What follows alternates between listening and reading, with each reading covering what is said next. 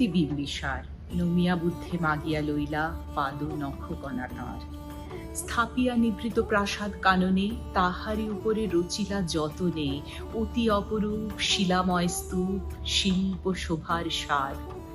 সন্ধ্যাবেলায় শুচিবাস পরিরাজ বধূরাজ বালা আসিতেন ফুল সাজায় ডালায় স্তূপ পদমূলে সোনার থালায় আপনার হাতে দিতেন জ্বালায় কনক প্রদীপ মালা। অজাতশত্রু রাজা হলো যবে পিতার আসনে আসি পিতার ধর্ম শোণিতের স্রোতে মুছিয়া ফেলিল রাজপুরী হতে সপিল যজ্ঞ অনল আলোতে বৌদ্ধ শাস্ত্র রাশি। কহিল ডাকিয়া অজাত শত্রু রাজ পুরো নারী সবে বেদ ব্রাহ্মণ রাজা ছাড়া আর কিছু নাহি ভাবে পূজা করিবার। এই কটি কথা যেন মনে সার ভুলিলে বিপদ হবে। সেদিন শারদ দিবা অবসান শ্রীমতী নামে সে দাসী পূর্ণ শীতল সলিলে নাহিয়া পুষ্প প্রদীপ থালায় বাহিয়া রাজ মহিষীর চরণে চাহিয়া নীরবে দাঁড়ালো আসি। শিহরি সভয়ে মহিষী কহিলা এ কথা নাহি কি মনে অজাত শত্রু করেছে রটনা স্তূপে যে করিবে অর্ঘ রচনা শুলের উপরে মরিবে সে জনা অথবা নির্বাসনে।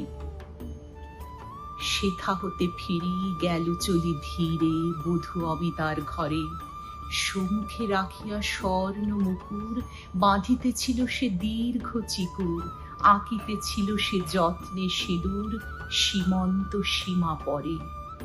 শ্রীমতীরে হেরি বাঁকি গেল রেখা কাঁপি গেল তার হাত কহিল অবোধ কি সাহস বলে এনেছিস পূজা এখনই যা চলে কে কোথা দেখিবে ঘটিবে তাহলে বিষম বিপদ পাত। অস্ত রবি রশ্মি আভায় খোলা জানালার ধারে কুমারী শুক্লা বসি একাকিনী পড়িতে নিরত কাব্য কাহিনী চমকি উঠিল শুনি কিঙ্কিনী চাহিয়া দেখিল দ্বারে। শ্রীমতীরে হেরি পুঁথি রাখি ঘুমে দ্রুত পদে গেল কাছে কহে সাবধানে তার কানে কানে রাজার আদেশ আজি কি না জানি এমন করে কি মরণের পানে ছুটিয়া চলিতে আছে।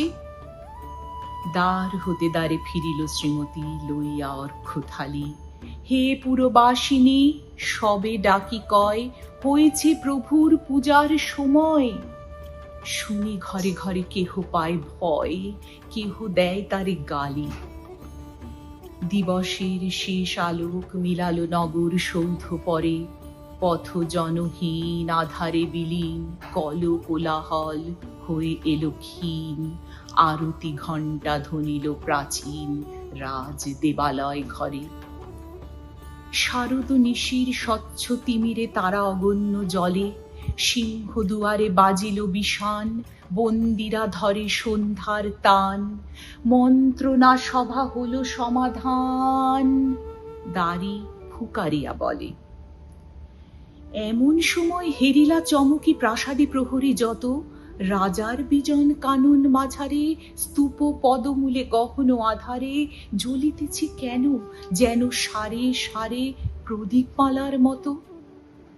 মুক্ত কৃপানে পুররক্ষক তখনই ছুটিয়া আসি শুধালো কে তুই ওরে দূতমতি মরিবার তরে করিস আরতি। মধুর কণ্ঠে শুনিল শ্রীমতী আমি বুদ্ধের দাসী। সেদিন শুভ্র পাষাণ ফলকে পড়িল রক্ত লিখা সেদিন শারদ স্বচ্ছ নিশীথে প্রাসাদ কাননে নীরবে নিভৃতে স্তূপ পদমূলে নিবিল চকিতে শেষ আরতির শিখা।